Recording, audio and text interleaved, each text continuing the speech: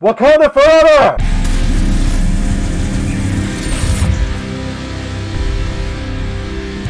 Black Panther, released in 2018 and is directed by Ryan Coogler, who has also directed such films like Fruitvale Station, Creed, and the newly released sequel to Black Panther, Wakanda Forever. That has to be the most impossible task that I couldn't wish upon anyone, for him to go into the sequel and directing it after losing a very important person in his life, one of the best people on this planet, one of the best actors on this planet, in Chadwick Boseman. Like, there are no words. I can't even imagine, as a director, just getting the motivation to sit down and just thinking about the next story, continuing on with this character and this mythology and this universe without your king.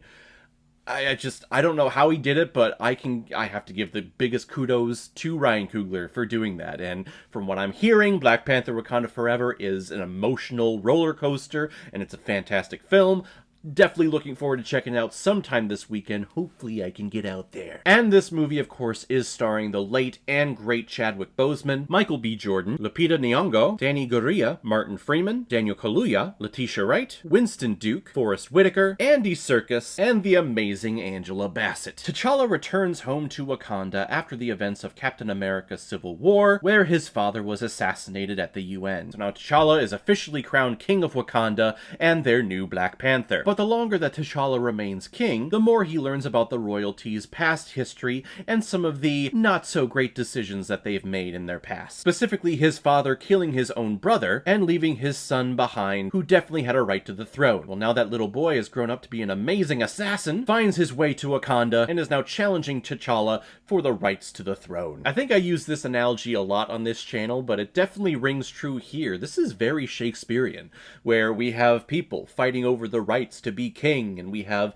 a forgotten son or a bastard son coming in saying like, no, I'm the rightful heir to the kingdom because I was the son of this guy, and I was the daughter of this guy over here, and then we need to fight because it's only right that we do to see who comes out on top there. It's very Shakespearean. Not to mention that this is the first outing for Marvel Studios where we're getting some type of diversity in the Marvel Cinematic Universe. We have black people, we have people of color here who are accurately represented, and represented in a great way, which is why when Chadwick Boseman passed away, it was so heartfelt all around the world, because this is one of the most prominent black actors out there who are inspiring little children all around the world that, hey, there can be black superheroes in the MCU, in the DCEU. So when it was announced that Chadwick Boseman had passed away due to cancer, it just broke my heart, because I remember as a kid growing up, I had Superman. I had Christopher Reeve as my Superman, so to hear that he was in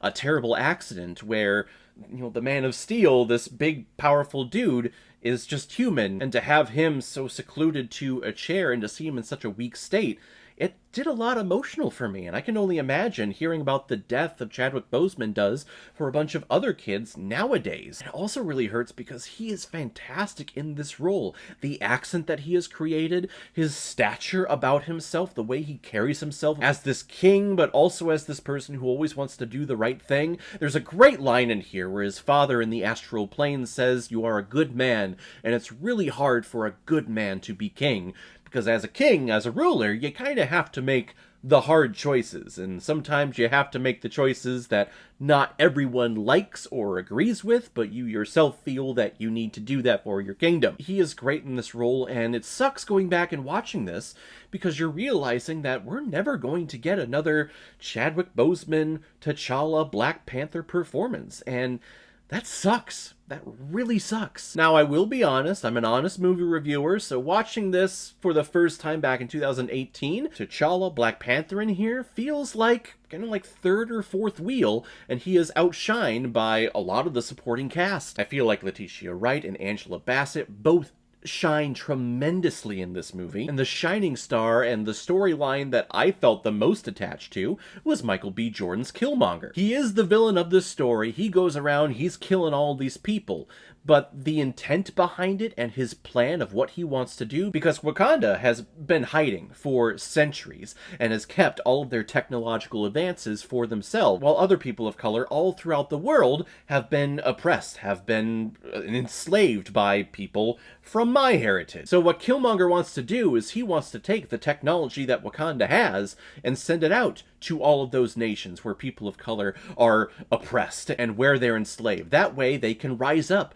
and take back what is theirs and rule those lands. And you have to be honest, when you hear that, Killmonger ain't wrong, and that is the sign of an amazing villain. Killmonger I put in my top 10 Marvel Cinematic Universe villains that I released earlier this year. If you haven't seen that, go check that out. But Michael B. Jordan is tremendous. There are moments in here where he is angry and you can see his physicality and he's dominating a room, but there are also times where he just reduces himself to a little child. Literally, a little child, and he's there just crying, talking with his dad, who he hasn't talked to in many decades. So for a movie to be called Black Panther, I feel like the Black Panther character is actually like third or fourth on the tier of great performances and in the story structure of like the important characters in this movie. And for the most part, the visual effects in this film are just fine. I mean, they're standard MCU stuff, but when you get to that final battle with Black Panther and Killmonger, and they're on the vibranium train bridge, and everything is turning on, and their suits are dissolving and then coming back,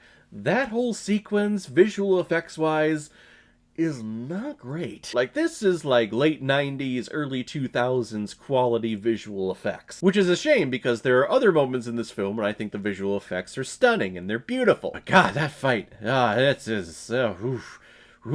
Which I guess that was the reason why I thought, like, really? This is the first superhero comic book movie that is being nominated for Best Picture? Really? This one?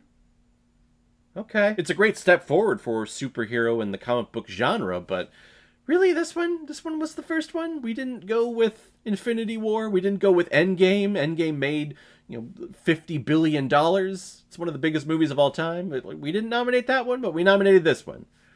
Okay, Academy, I think I see what you're doing there. Black Panther is a tremendous film, and we have several great performances. Watching it this past time, I was getting very emotional just watching Chadwick Boseman on screen and kind of coming to the realization that, yeah, this is the last and only performance that we're going to get of Boseman as T'Challa and as Black Panther, and that freaking sucks, and I don't like it, and I wish he was still here. It's terrible. It's an inspirational film. It's a great step forward for the MCU when it comes to including diversity into their universe and finally having other people on screen other than people like myself and making sure that they have a voice and they're accurately represented in the universe.